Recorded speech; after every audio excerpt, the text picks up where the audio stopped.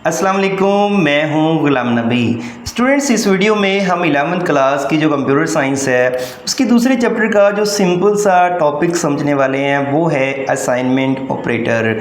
Students, हम ये देखेंगे कि असाइनमेंट ऑपरेटर किसको कहते हैं, उसको यूज़ करने का तरीका क्या है, कहाँ पर इसको यूज़ किया जाता है और इसकी प्रॉपर डेफिनेशन क्या है और कुछ एग्जाम्पल्स भी अंडरस्टैंड करेंगे। ओके, तो पहले हम कोड के अंदर इसको प्रैक्टिकली इंप्लीमेंट करके चेक कर लेते हैं, उसके बाद इसकी प्रॉपर डेफिनेशन को अंडरस्टैंड करेंगे। स्टूडेंट्स, यहाँ पर देखें तो मैं एक वेरिएबल बना रहा हूँ x और एक इक्वल साइन मैंने यूज़ किया और इसको वैल्यू दे दी मैंने 60। स्टूडेंट्स, ये जो मैंने इक्वल साइन का इस्तेमाल किया है, इस साइन को, इस सिंबल को हम असाइनमेंट ऑपरेटर कहते हैं। असाइनमेंट ऑपरेटर करता क्या है स्टूडेंट्स, इसके राइट साइड पर लिखी हुई जो भी वैल्यू हो इसके लेफ्ट साइड पर लिखे हुए वेरिएबल को ये असाइन कर देता है। जैसे कि इसने 60 वैल्यू x को असाइन की।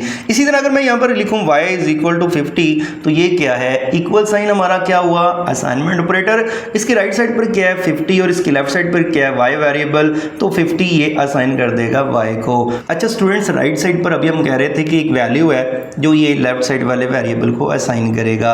अच्छा स्टूडेंट्स, राइट साइड पर सिंपल डायरेक्ट वैल्यू भी हो सकती है, जैसे 50 और 60 लिखा हुआ है, लेकिन अगर मैं 50 को खत्म करके x कर दूं तो अब राइट साइड पर क्या हुआ, वेरिएबल। तो ये वेरिएबल x की वैल्यू y को असाइन करेगा जो 60 मिलेगी। इसका मतलब जो राइट साइड पर है वो हमारे पास, जैसे ऊपर 60 एक कांस्टेंट वैल्यू भी हो सकती है, राइट साइड पर हमारे पास कोई वेरिएबल भी हो सकता है और ऐसे भी हो सकता है जैसे कि मैं ये लिखूं y is equal to x plus 50 plus 40 और जो है वो मल्टीप्लाई बाय 2।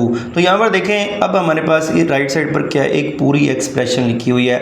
हल होने के बाद इसका हमें पता है सिंगल रिजल्ट आता है और वो किसको मिलेगा, y को।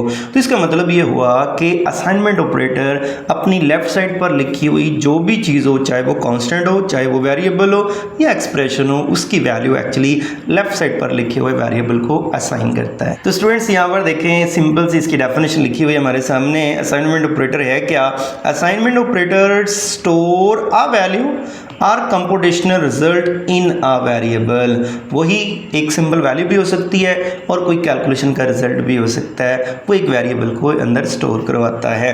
इसके लिए हम यूज़ क्या करते हैं, इक्वल सिंबल को यूज़ करते हैं। The symbol equal is use as assignment operator. The value on left side must be a variable. इसकी लेफ्ट साइड पे वेरिएबल ही लाजमी होना चाहिए। और while the value on the right side can be, right side पर क्या हो सकता है, एक वेरिएबल हो सकता है, एक कांस्टेंट हो सकता है और एक एक्सप्रेशन हो सकती है।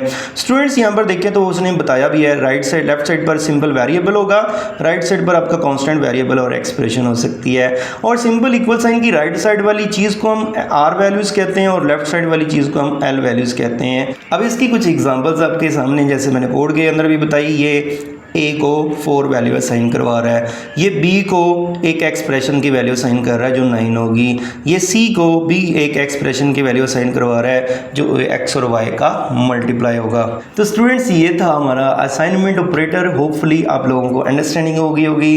नेक्स्ट वीडियो में हम नेक्स्ट जो बाकी ऑपरेटर्स बचते हैं उनको डिस्कस करेंगे। आपने इस वीडियो को लाइक ज़रूर करना है। थैंक यू, अल्लाह हाफिज़।